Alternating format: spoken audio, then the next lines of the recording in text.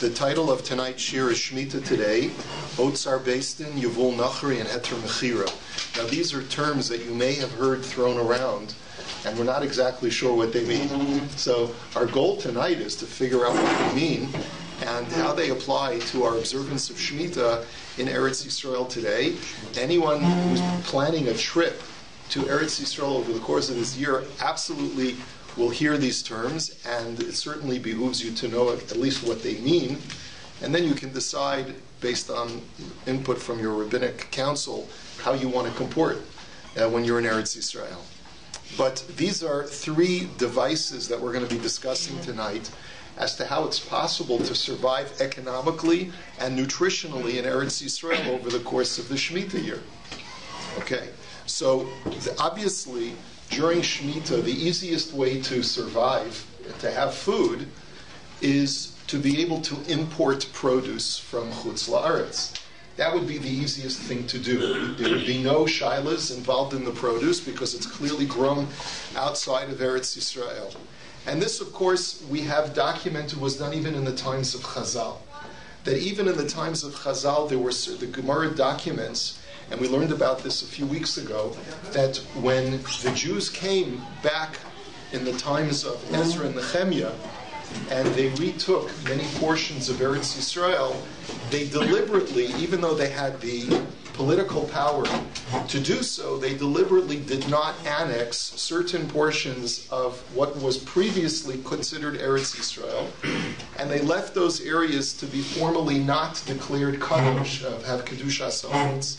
And the reason why they did that was in order to be able to have farms out immediately on the border outside of Eretz Yisrael to be able to provide for the Shemitah year for Jews who were living, for Aniyim who were living in Eretz Yisrael and had no other means of getting produce. So we know that this is clearly a device that has been going on for centuries, and certainly when the Yishuv in Eretz Yisrael was quite small, this was really the preferred method. You would import produce from Chutz La'aretz, from Jordan, which is, I just sent out a photo in one of the emails a couple weeks ago, a photo of a group of rabbis wearing kafiyas going into Jordan to be able to check the produce and make sure that it's okay for import. That's the way it's done even today. So what of course is the downside of that? The Israeli economy, okay? Because the economy relies on a certain percentage of the economy, not talking about the high tech in Herzliya, but a certain amount of the economy relies on farming, relies on agriculture. So to allow the land to truly remain fallow is going to compromise and perhaps seriously damage the Israeli economy. So what are you supposed to do? On the other hand, the Torah says, I want the land to remain fallow. So how are we supposed to maneuver this? Okay. There's something that's not brought down in the Rambam, but it's from a Tosefta. And the Ramban al HaTorah quotes this, as do the Rash and others, in talking about one of the remedies that Chazal allowed for during a Shemitah year. And this is source number one. It's a Tosefta in Maseches Shavios, at the beginning of chapter 8, and it says as follows, source number one. Barishona, hayu shluchei Beis yoshvin, and before I go any further, let me just give a disclaimer that I should give anytime we talk about Shemitah. I am not an expert in Hilchos Shemitah. I'm a neophyte. I'm working already on my fourth sefer on the laws of Shemitah that are recently published. Just because it's so confusing, I try to cull from as many different sources as I can just to get pashut shot. So if there's anything unclear, it's my fault, not because the halacha is unclear. Barishona hayu shluchei Beis yoshvin al pischei ayaros. That originally, says the Tosefta, there were messengers from Beis that would sit by or would dwell by the entrance to a city, and kol mi shemevi peros b'soch yado notlin osan mimenu. So just imagine you've got a cartload of produce that a farmer is bringing from his farm into the city. A representative of Beis Din is standing at the entrance to the city, and he would confiscate all of the produce. V'nosei lo mehen mazon shalosh seudos. And then in exchange, what would the farmer receive? Enough food for 3 meals. Shkoyach, right? So he brings a cartload full of watermelons, and he gets back one watermelon and maybe some other food that they give him. V'hasha'ar machnisin osola otzar. And the rest of the produce is brought into a granary or a silo, sheba'ir. Okay? So higia zman te'enim, shluchei beistin sochrin po'alin, and that's when we're talking about presumably things that are like grain that grow from planting. Remember we learned that sfichin, that there are things that grow based on the need to plant them perennially on an annual basis, like grains and legumes. So those we said that Chazal asered midirabanan during a Shemitah year, even though they may have been planted immediately before Shemitah, or even if they grow on their own. Things that grow during the Shemitah year that are perennial crops that you have to plant are rabbinically prohibited. And it sounds like over here that if a person had wheat growing into the Shemitah year, then it would be okay to harvest it as long as you brought it immediately to this representative of Bais Din, and they would take it and they would give you just a little bit back. Now let's say the time of the season arrived for the figs to ripen, and you have a fig orchard. So shluchei Bais Din sochrin po'alin. So the Bais Din hires workers. Odrin osan va'osin osan devela. They would harvest the figs, which is perfectly legal during Shemitah because it's not a perennial crop that you have to plant every year, but it just grows on its own. So they would harvest the figs, immediately make it into a pressed fig cakes. V'konsen osan b'chavuyos u'machnisen osan la'otzar sheba'ir. And then they would bring it in with barrels into the city and put it into the warehouses where they would store these pressed figs. Higia zman anavim, shluchei Bais Din sochrin po'alin, botzrin osan v'dorchan osan begas, v'konsen osan b'chavuyos u'machnisen osan la'otzar sheba'ir. And they would do the same thing when it was time for grapes to ripen. The shluchei Bais Din would take the grapes. They would hire workers to harvest them. In other words, these are not the farmer's workers, these are the Bais Din's workers. They would go into the guy's field, they would harvest all the grapes, they would press it into wine, they would store it in barrels, and they would bring it into the Bais Din's warehouse. Higia zman zeisin, when it comes time for olives to ripen, shluchei Bais Din sochrin po'alin umoskin osan va'otin osan beis habad v'konsen osan b'chavuyos u'machnisen osan la'otzar sheba'ir. And the same thing when the olives would ripen, they would harvest the olives, these shluchei Bais Din, they would press them in the olive press, make them into olive oil, store them in jars or barrels, bring them into the Bais Din's warehouse. U'mechalkin mehen arvei shabasos kol echad ve'echad lefi beiso. And then Bais Din would then distribute these goods to every family for free. In other words, they wouldn't sell them because you're not supposed to sell Shemitah produce, but they would just distribute these things. Now, Bais Din sounds like the most philanthropic organization that's around.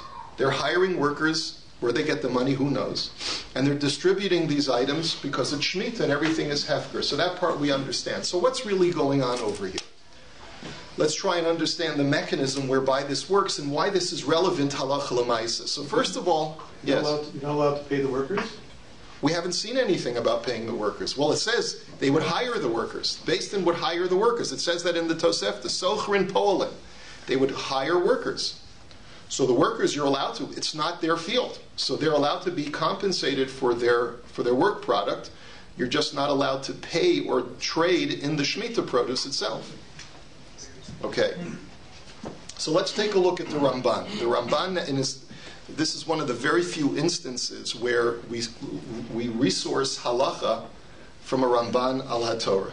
Right? I'm trying to think if there's any other place where halacha is based on the Ramban's Perush al HaTorah.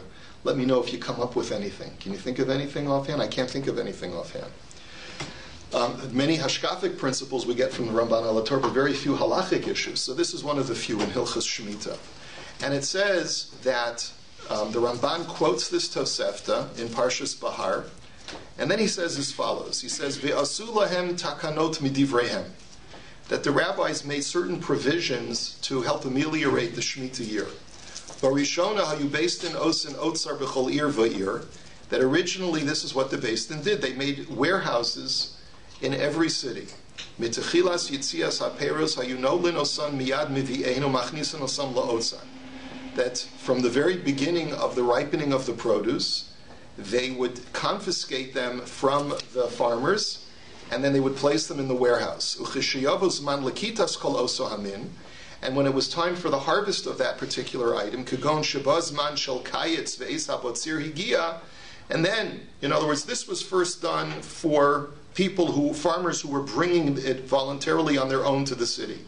But then when the harvest season actually arrived, then based in Sochrin, Paulinu, Botzinu, Moskin, Veloktin, Koloso, Hamin, Vidorchim, Moskin, Begas, Ubebeis Habad, Kederach, Sha'ar, Hashanim.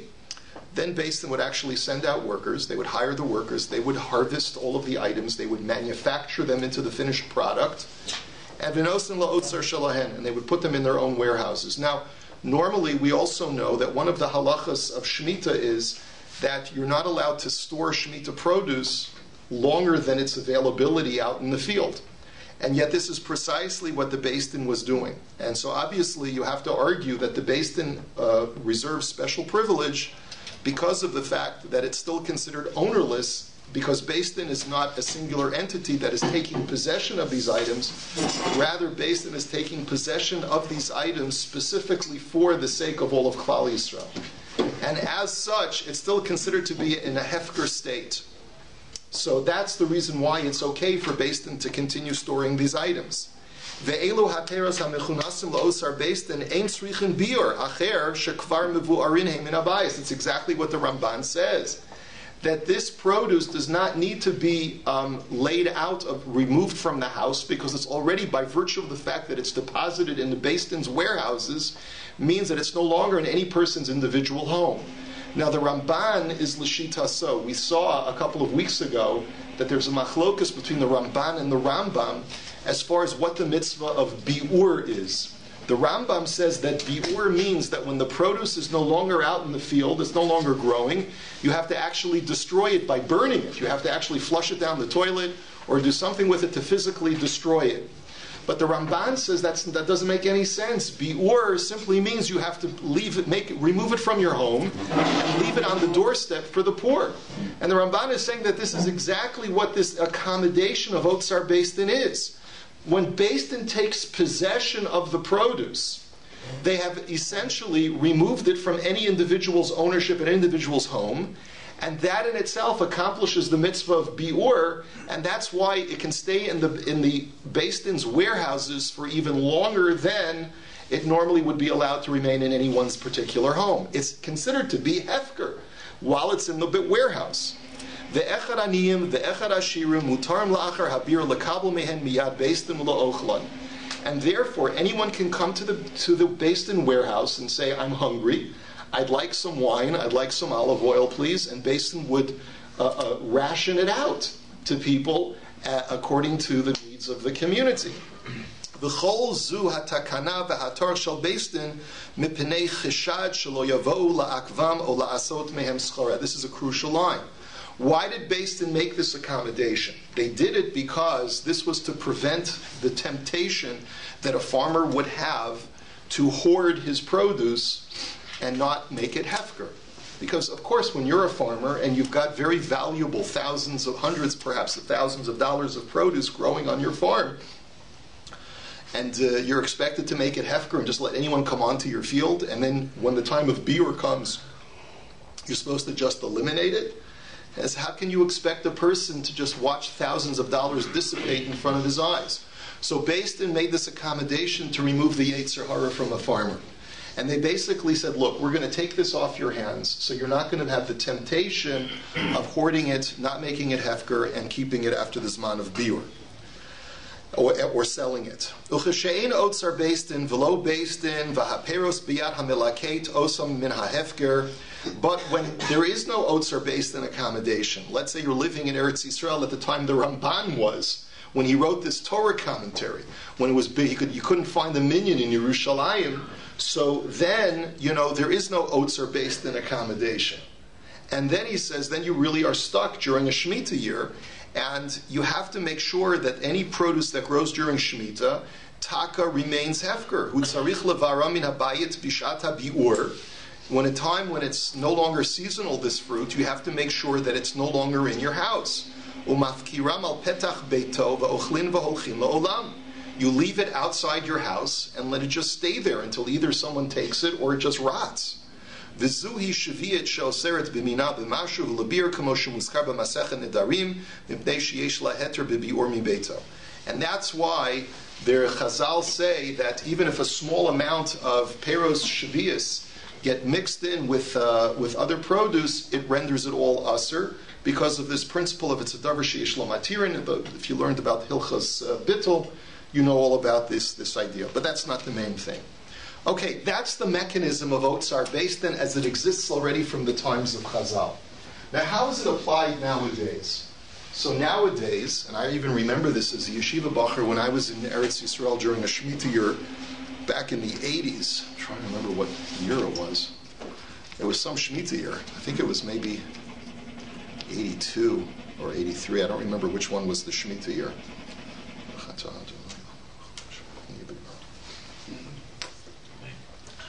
And a truckload pulls up in Sanhedria, and you can buy this little basket of very ripe apricots, fresh apricots, for like half a shekel, but a huge amount. And you're basically paying the Otzar Bais din not for the fruit, but for the transportation costs and for the labor of harvesting it and for the packing and things like that. They're not making money off of the produce itself. You're just covering their costs. So the question is this something that a person should rely upon or not rely upon based on what the Ramban says? First of all, you know that the Rambam does not bring this Tosefta, and it could very well be because the Rambam doesn't hold of it, because the Rambam learns that biur is not just making it hefker, but biur is actually destroying it, in which case this whole mechanism wouldn't work. But let's take a look and see how this has practical applications today. One of the new Sfarim that I just got, which just came out this year, is called Sefer Hashmita V'Hilchoteha. It was written by a Kol Jungerman named Rabbi Nosson Gottlieb in Yerushalayim, and he talks about the minhagim of the Badatz Yerushalayim Bisman Hazeh, what they hold of and what they don't hold of as far as remedies for the Shemitah year. I apologize for the small print. He says, V'hinei Otzar, after bringing all of these sources, he says, V'hinei Otzar Bais din hamotzi bismanenu ka'ayom, afilu al tzad hayoter tov sha'asui ki hilchata, she'en govin ma'ot rak schar lekita v'hovala v'tula. He says, nowadays we have different kinds of Otzar Bais din, and the best kind of Otzar Bais din is, as we just described, where the compensation that the merchant, so to speak, receives is only for the cost of harvest and transportation, and that's it. Mikol makom kehayom kevan she'en hamatara la'atzil mimichshol schora beperot shvi'it. He says, however, today the objective is not to save the farmer from possibly succumbing to his Yetzer Hara and trading Shemitah produce, rak kedei lechalek haperot be'ofan misudar. But rather it's to be able to distribute the produce in an organized fashion, because you've got so much farmland that's growing huge amounts of produce. How do you dispose of it properly? And so this is the way it's done. Even today, even if a farmer is willing to abide by Hilchas Shemitah, it's still not practical to expect just him to keep the doors of his farm open and let the public come in. I mean, how's it going to work? Just thinking from a logistical point of view, how are people don't have panel trucks, and how are people just going to walk in, and it's going to be a logistical nightmare. So this was why Otzar Bais din was even designed today, even for very from farmers who want a hold of Shemitah. He says, he says, even when the people are only going to take compensation for the harvest and the transportation,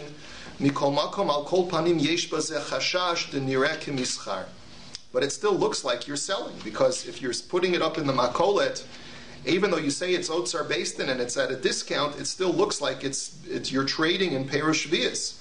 Uvitosefta ein remes klal shelakhu schar ba'ad halakita. Umashma deha Beistin atzmam shilamu lahashluchim mikupata kahal alakitat v'hovalata peirot.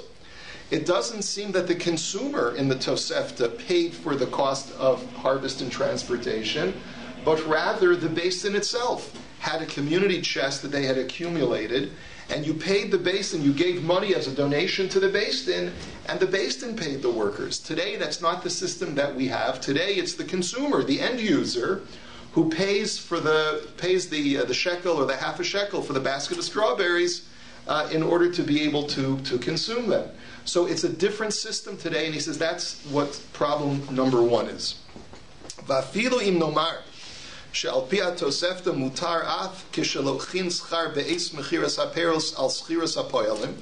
He says, and even if we will argue that it's still okay, that even the Tosefta would hold that it's okay for the consumer to pay for the basket of fruit as a form of compensation to the workers, Mikol makom lo matzinu laharambam sheheti klal lahalacha et hatosefta. But what are you going to do? The Rambam doesn't cite this. And if the Rambam, the Nesher Hagadol, the great eagle of the Poskim, doesn't bring down this accommodation, we should be a little bit concerned also. V'ulai kevin delohuva b'gemara v'aflo b'talmud Yerushalmi lo paskinan kein. And after all, this is a Tosefta. This is not a Gemara. It's not brought down in the Bavli. It's not brought down in the Yerushalmi. It's not brought down in the Mishnah. It's a Tosefta, and therefore it's something that is a bit off the beaten path. And so maybe that's why the Rambam didn't paskin that way. V'chol ze amor afilu ba'otzar beitin hamihudar. And all of these concerns we voice, even when the Otzar Beistin is operating according to the letter of the law. Aval ke'amur nafutz ke'ayom harbei sugei Otzar Beistin sheyesh harbei pikpukim al kashruto.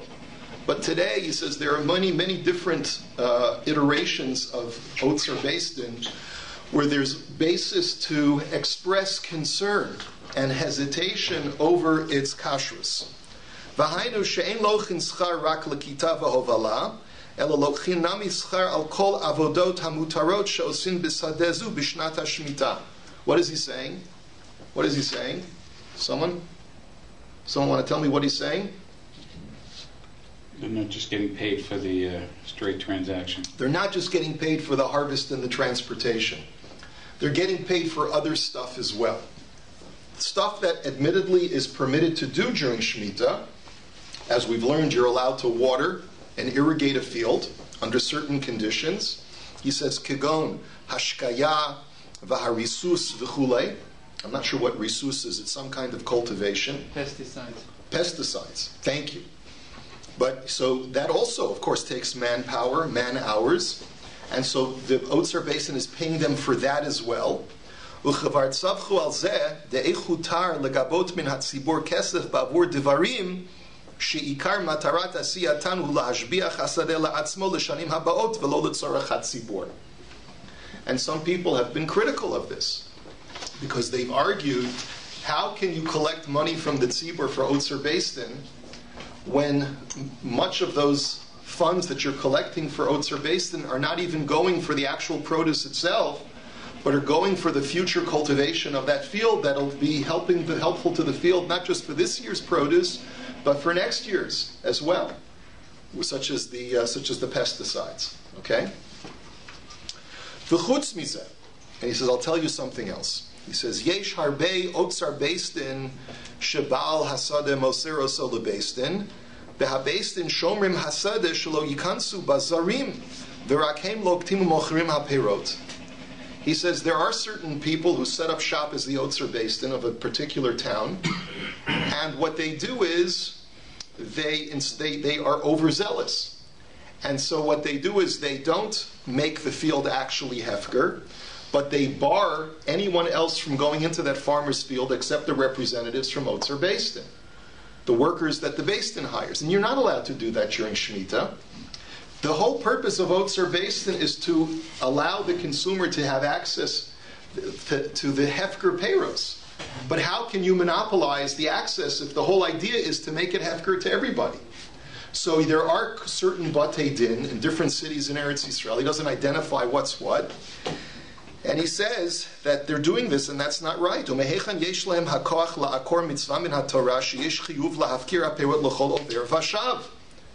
halacha requires a farmer to make his field hefker, totally hefker, accessible to everybody. So fine, I understand that the Otzar Basin is an organized system, but you can't stop people from coming on the field at the same time. We don't find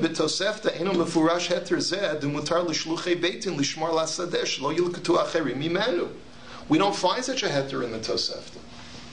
So that's another problem, he says, with certain Otzar Basins. Okay? Another problem. מצוי בבית דין שמתנים עם בעל השדה שאם לא יצליח מכירת הפירות לכסות הוצאות שכר לכיתת והובלת הפירות. And sometimes you'll have an Otzar Basin situation where the basin will negotiate with the farmer and they'll tell him, listen, my friend, in the event that the money that we raise from the sale of the produce does not cover the costs of farming and harvesting, then what will we do? Let's say, for example, we do a lot of cultivation and work, and the crops don't grow so well. He says, "Heim mitpatrim milaseit ba'ol hahotzaot shel lekita v'hovala, ubal hasadeh yitzdarech l'shalmo mimeitav kaspo." He says, then what they're going to do is they're going to require the farmer to cover the cost, because Basin says, "Listen, buddy, we're not going to take the loss. We're just here as a middleman between you and the consumer during a Shemitah year. But we need to cover our expenses. We have workers to hire, and we've got trucks and gasoline expenses. So if we don't end up selling enough produce to cover our costs, we're coming back to you, and you're going to have to pay for it." So this is a problem. Why? He says, because v'halo davar zehavi ka'arama gimura she'inam klal shluchei beistin. They're no longer the representatives of the public. You can't go back to the farmer if you're a shliach beistin. You're not working for him. You're working for the public. So by what right do these guys have to go back to the farmer and demand payment from him? They're not working for him. The field is hefker. You guys want to come on and do this. It's a win-win. I benefit because my field is farmed during the Shemitah year. The public benefits. So what are you telling me? But you don't want to take a loss? But that's the function of beistin. That's the whole function of Otzar Basin. So how can you come back to me? Then it's really a sign that you're not really working for the public, but you're working for the farmer. And then, of course, it goes back to the problem that you're trading in Perush Shvius. So this is the problem. He says, and v'hinei al ma shekafsavnu shebiyerushalayim lo nahagu lahatir Otzar Basin yecholin lishadot bo narga. He says, we've already written previously, that the minhag in Yerushalayim, I guess the Badats of Yerushalayim never had a minhag to permit Otzar Basin produce. He says, we could throw a wrench in the whole thing. Dahalo yadua shelifnei kemea shanim b'shnat tafresh ayin erev rosh chodesh iyar chasmu habadats hayashan depo ir hakodesh birashot gedolei Yisrael hagrach Berlin vehagrach Sonnenfeld al shtar Otzar Basin. Lebal hapardes harav hagon Reb Tzvi Hirsch Kanzal mimoshav rechavot. Now, how can I claim that the Badatz Yerushalayim does not permit Otzar Basin when we have a historical document which shows that the name of the farmer, a frum guy who was in Rechovot, whose name was Tzvi Hirsch Khan, he had a big farm, and they signed Tafresh Ayin. What's Tafresh Ayin? That's over it's 105 years ago. Right, so 105 years ago is 1909. Okay, so in 1909, they signed the shtar that would permit them to do Otzar Basin with the farm in Rechavot.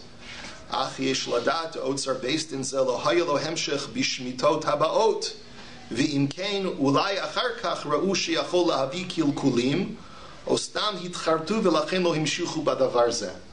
He says, so what does he for Emperor? How does he answer, Craig? Maybe it'll work in the future, maybe it won't. They basically, the fact is we never see it repeating itself in subsequent years. And therefore, they may have had remorse realizing that it's doing more harm than good. Or they couldn't find documentation that they used it again. or they couldn't find other documentation. But the fact is that Reb Chaim Berlin and Reb Yosef Chaim Sonnenfeld did sign on a stempel of Otzar Beis once in Yerushalayim, but the modern practice in Yerushalayim is not to accept Otzar Beis. We'll do one more. He continues and he says, "V'chutz mizeh." He says, and more than that, Adayin kayam kehayom hashtar chozeh shechatmu az habadatz. We do have a record of that document that was signed back in 1909 for the Otzar Beis Din. Umatzinu sham harbei tenaim shehem lo mitkaimot b'derech klal ba'otzar Beis Din hanahu kehayom. And they put in so many conditions and restrictions to the Otzar Beis Din's activities that none that are not practiced by the Otzar Beis Dins today in different communities. Kegon mashematnim sham shehabetzira lo yehi rak al yedei nochrim b'shinoi. So one of the things Rav Sonnenfeld and Rav Berlin required is that when they harvest the grapes, they have to do it via non-Jews. You have to use Arabs, and they have to do it with a shinoi. They can't do the conventional method because again, all of these things are demonstrative of the fact that this is not regular farming like any other year. The Arabs working, isn't that a shinoi itself? No, not necessarily. Not necessarily. I mean, it could be that today, who works in your field today? You hire Arabs all the time. V'chein lo yimkaru rak al sikum mu'at lechatzot schar lekita v'hova'ah shelo yehi nireh kemechira gimura ela kechaluka. And furthermore, the prices have to be extremely low, and that's not the case today. In other words, it has to be recognizable by the selling price that this is not the fair market value of the fruit, but it's far less than that, just to cover the costs of transportation. And furthermore, they made a further rule that you can't have a customer pull up in his pickup truck and buy 20 baskets of fruit. You can only sell like one basket at a time per customer, so that it's clear that this is still hefker produce. And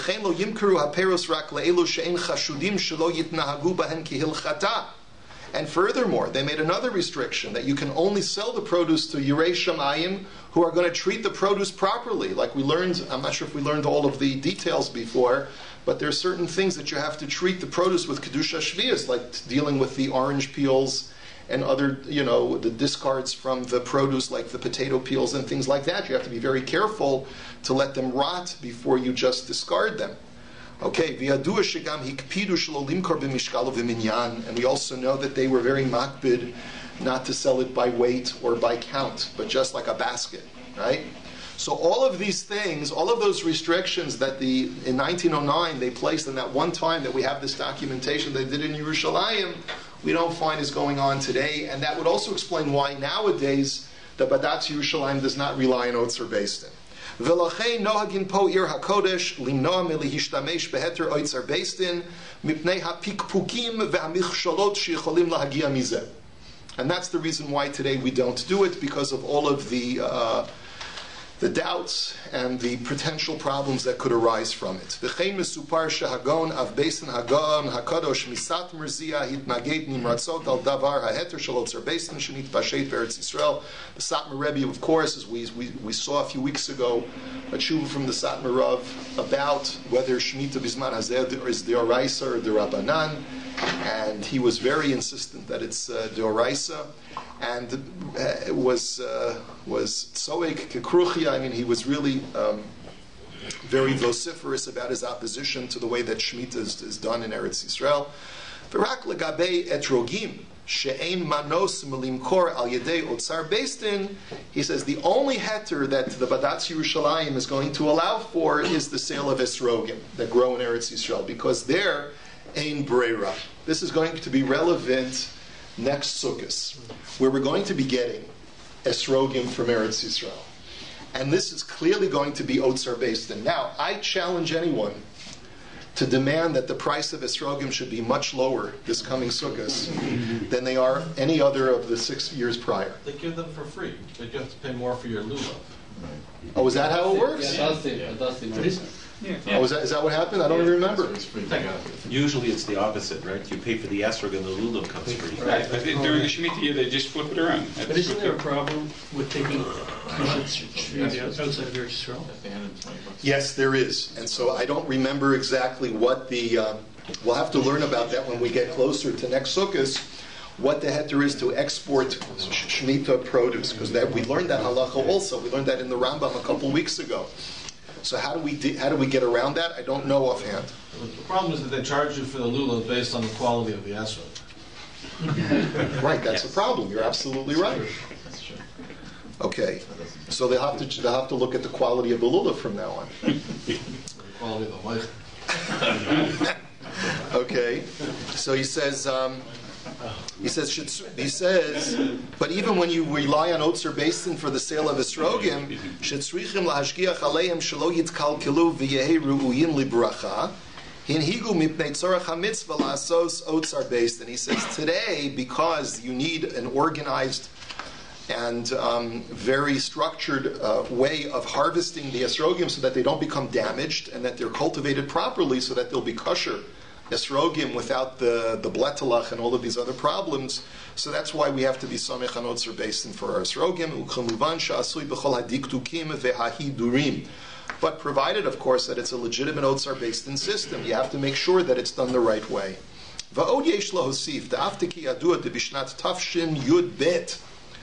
In the year 5712, someone do a quick calculation. 1952. 52. Thank you. So in 1952, hinhig Chazon Ish Otzar Basin, that the Chazon Ish himself did Otzar Basin. That was a Shemittah year. I don't think. 52. Go backwards. Sure, it was 5, 63. 7, 12. So 63, 62? Yeah. 9 Shemitahs in Otzar. Yeah. It would have been 50. 1952. Yeah. Okay. Sorry. I don't understand. He says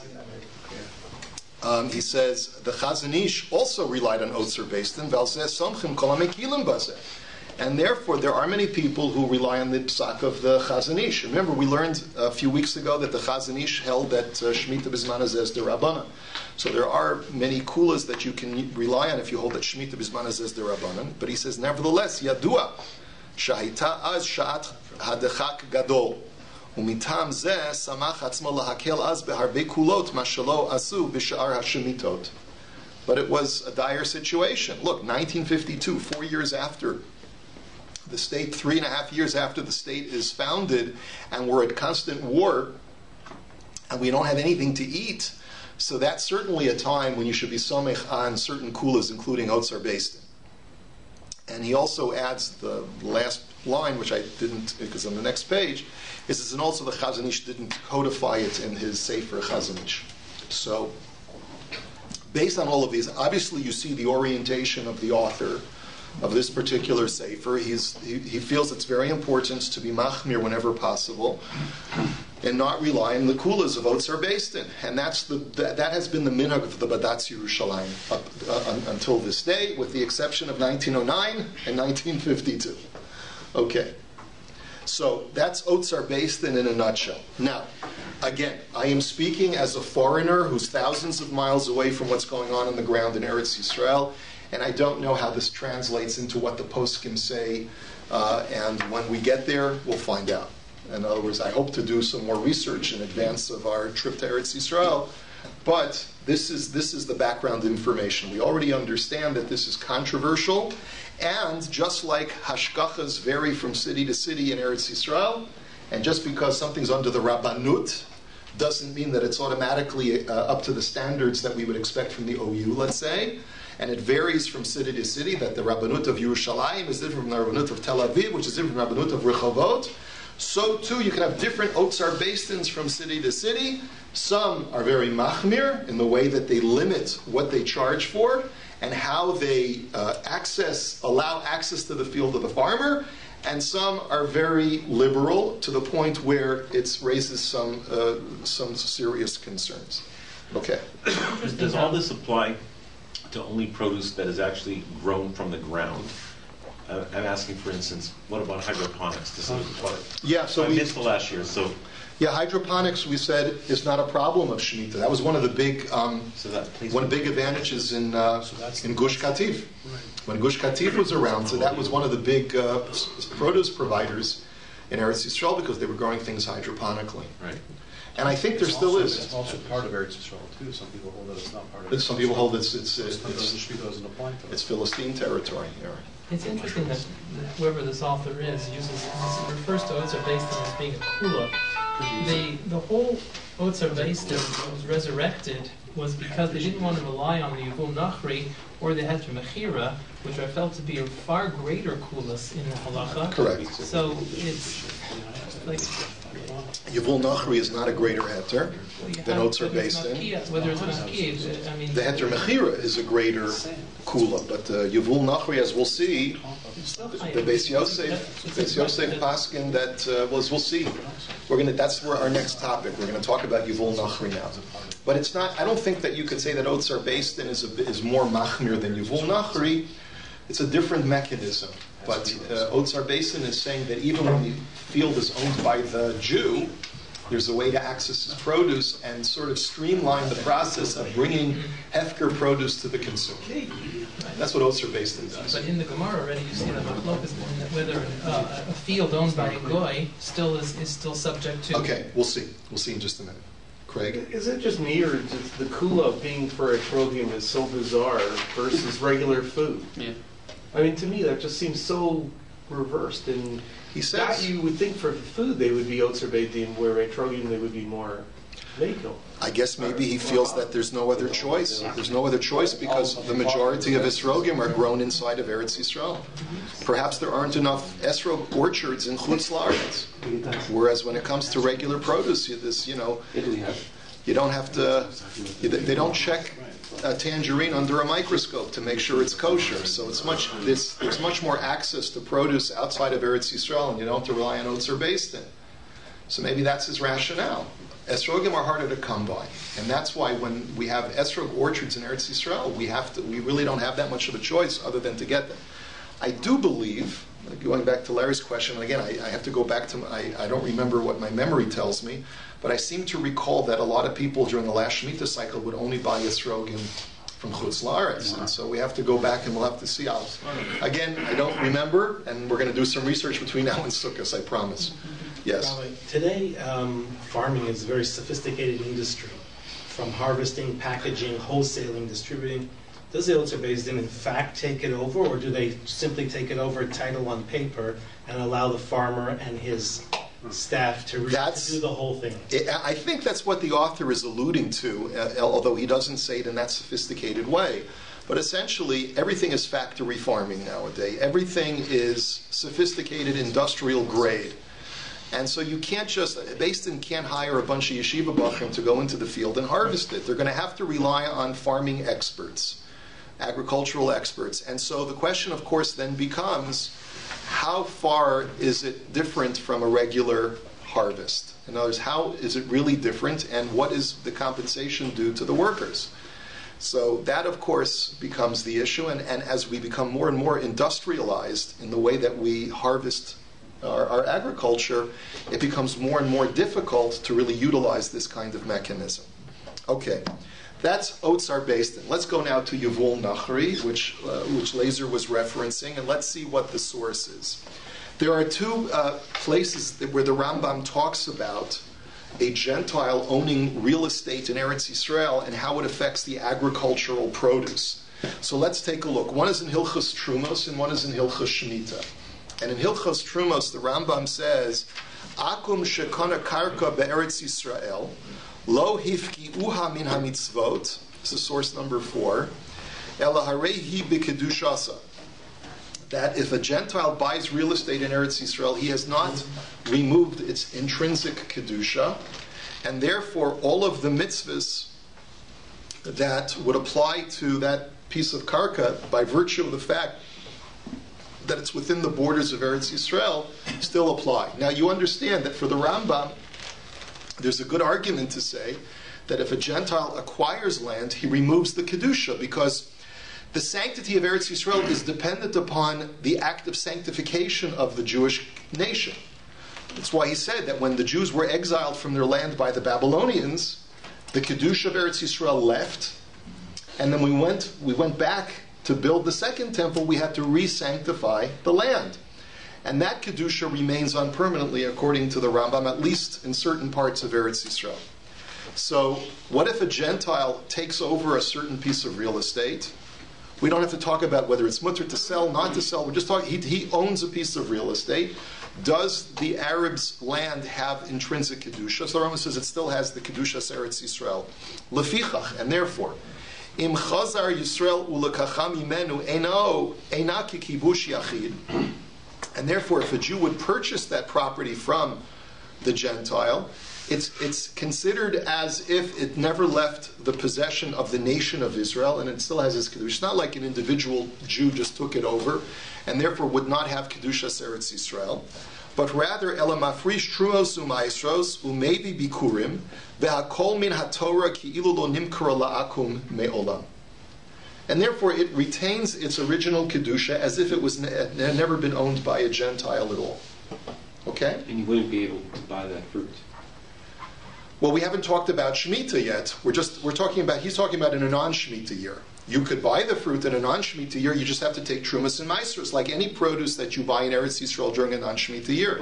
But what if the Goy owned only the produce and not own the field? Well, that's no a whole... There's no Kedusha on the produce, there's only Kedusha on the karka. But by Correct. the karka, you're not going to...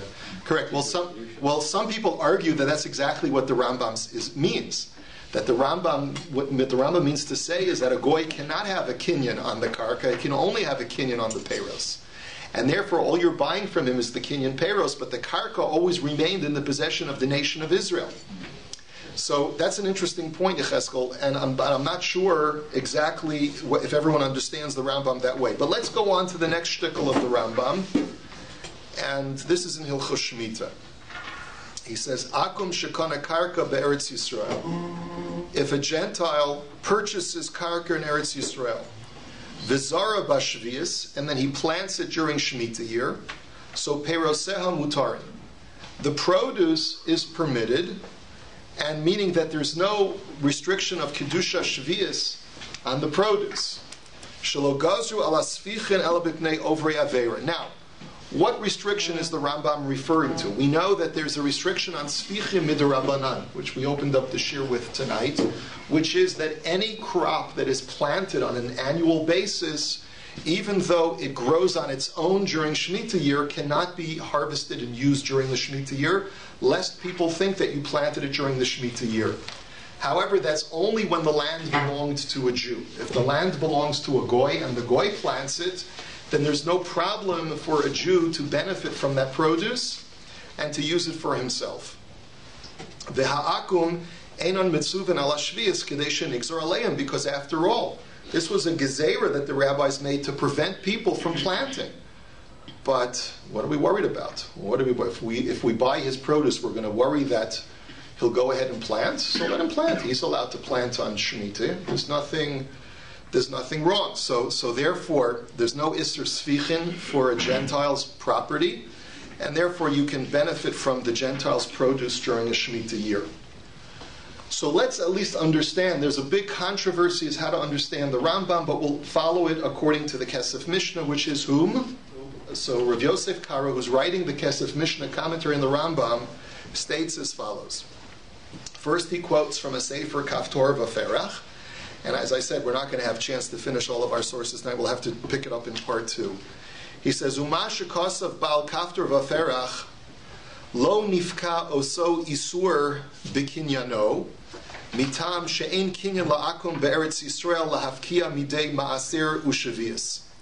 So the kaftor vaferach, commenting on the Rambam in Hilchos Trumos, which we just said that the land always retains its kedusha, he says, you know why? Because a goy, like Chesky said, cannot actually be kind of the karka, it can only be kind of the peiros.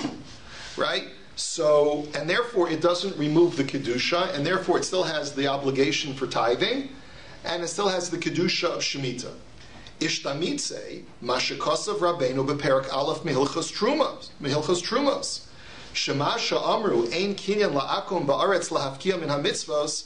Hainu le'inyan, he says he didn't read properly, or wasn't fully aware of the Rambam that we just quoted in source number 4 in Hilchos Trumos. He says, because there the Rambam says that when we say that a goy does not have a kinyan in Eretz Yisrael to remove the mitzvahs, hainu le'inyan she'im chazar Yisrael ulekacha mimenu eina kikivush yachid ela harehi ki'ilu lo nimkara la'akum me'olam. It's only after a Jew takes possession of real estate that was previously owned by a Gentile do we say that it reverts back to its original kedusha. Aval be'oda b'yarakum mufka'ati u'ma sheperoteim chayavim b'ma'aser eino ela kishem miracham Yisrael davka. He says, and let's understand the halacha. When the land is owned by a Gentile, it's patur from trumas and maasros, unless a Jew purchases a whole stockpile of freshly harvested produce and brings it into his barn, at which time it's chayiv and maaser at that moment. That's when the Jew has to tithe. But if the Gentile harvested a whole field of his grain, did miruach chri, which means he accumulated it, he harvested the wheat, he separated the chaff from the wheat, and now he's got a whole bunch of wheat kernels that are in his barn, and I'm buying bags of wheat from the Gentile. It's patur from trumas and maasros by virtue of the fact that it was harvested from a field that at that moment belonged to a Gentile. Okay, so there is no inherent kedusha to produce that grows in a Gentile's property. Okay, so he says, Sheperush, and I'm skipping a few lines, Sheperush divrei Rabbeinu kachen, and therefore the way we understand the Rambam in Hilchos Shvius, which seems to contradict that, because after all, what does the Rambam write? The Rambam says that it has the din of Shemitah produce, it's just that there's no Isser of Sfichim, which is a rabbinic prohibition, but it sounds like there's still a status of Kedusha Shvius to the produce. He says, no, you understand the Rambam as follows. He says, Akum shekana karka be'eretz Yisrael v'zara b'shvius, that if a Gentile purchases land in Eretz Yisrael and he plants it during the Shemitah year, peiroseha mutarim, then that produce completely doesn't have any din of Shemitah. Kolomar mipnei shehasadeh shel akum, v'gam lo ne'evad ba'avoda al yedei Yisrael, and it wasn't cultivated by a Jew. No Jew worked on that field. Hilkach mutarim. And that's why all the produce is permitted. Umishum di'ika la'akshuye yaha, af al pi shelo ne'evda al yedei Yisrael hayalanu le'osra delo girim misfichim shelo uvdu al yedei Yisrael va'afilo hachi asurim. Then the Rambam just writes, well then if that's the case, but then at least rabbinically we should step in and aser the sfichim, aser the produce, just like we aser produce that was not planted by a Jew and grew on its own during Shemitah, midrabanan, so why don't we aser by a goy as well? Lekach tireitz, ilu hayu hasfichim asurim min hadin haya kidvarecha. Aval me'achar she'asfichim einam asurim elo mishum shema yizra, uva'akum lo shayach ligzor shema yizra'u, sharei einam mitzuvim ala shvius, hilkach leka kushya misfichim u'me'ata in shum pikpuk b'divrei Rabbeinu. A lot of pikpukim over here. That verb keeps coming up in Hilchos Shemitah because there's always ma yesh lefak fake. But he says, but basically all the Rambam is saying is there's no reason to go there midrabanan over here and aser it, because the only reason that they asered sfichim is because we're worried that a Jew, if we let you benefit from the wheat that grows during Shemitah, you may come to plant. But that's only true by a Yid, that's not true by a Goy, so let him plant, what's the big deal? And therefore, the way the Kesef Mishnah, the way Rav Yosef Karo understands the Rambam, is that it is 100% not Kedusha Shvius, not Kedushas Eretz Yisrael produce when it grows in the field of a Goy.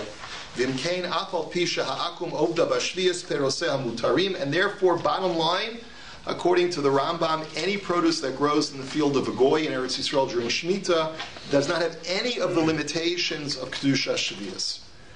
Ad kan hakafa aleph, and we'll get to hakafa Bais and Mirz Hashem next time when we learn about the big machlokas between the Mabit and the. Isn't that more like the Mechira, what you just said? No, we're not talking about selling your field to a goy. Heter Mechira, as we'll see, takes this one step further, and it says Moish Posner is the owner of the field, and just like he sells his chametz before Pesach to a goy, he sells his field to a goy before Shemitah, and continues working on the farm. You notice that the Kesef Mishnah said there's no Jew involved in this field. No Jew owns this field, and no Jew's working on this field. Right? Heter Mechira takes that one step further and says, as long as you've technically switched the title on the property from you to the goy, business as usual. And we'll get to Heter Mechira Mirz Hashem next week. So here you said it's also because maybe the Jew attempted to plant. Or you said also it's an Indian of Morris Ayin. There's no Indian of Morris Ayin by a goy. Well, Morris Ayin and Lest You Come To are very much related to each other in Chazal. Because what's going to happen, it looks like you planted, and people will come to learn from that, and they'll plant also.